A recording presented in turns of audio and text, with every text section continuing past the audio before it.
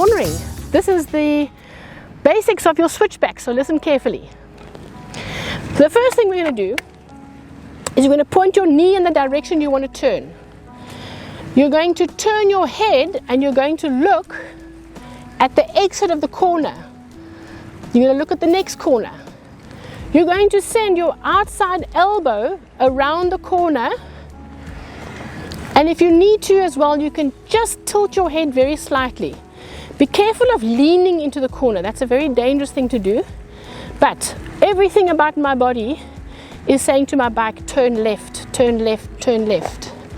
I'm now going to show you a very common mistake people make in cornering is when they're riding straight and their upper body is leaning outwards and they're wanting the bike to turn left and the bike just keeps drifting.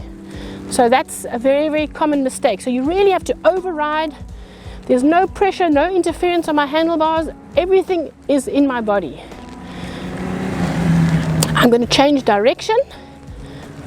Everyone usually corners better one way than the other. That's perfectly normal.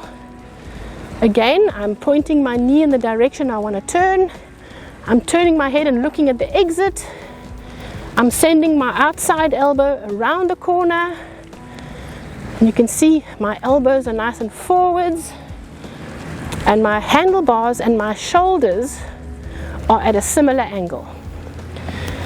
From here, we're going to progress it into a figure of 8.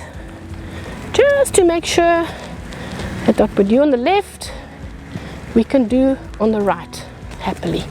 And you can see I'm not going particularly fast. So, make sure that these corners become your absolute best friends. So this next exercise is what we call fast cornering. Let's face it, not all cornering in mountain biking is slow. It's these big sweeping corners. It can be a district road, it can be out in the trail, it can be a berm.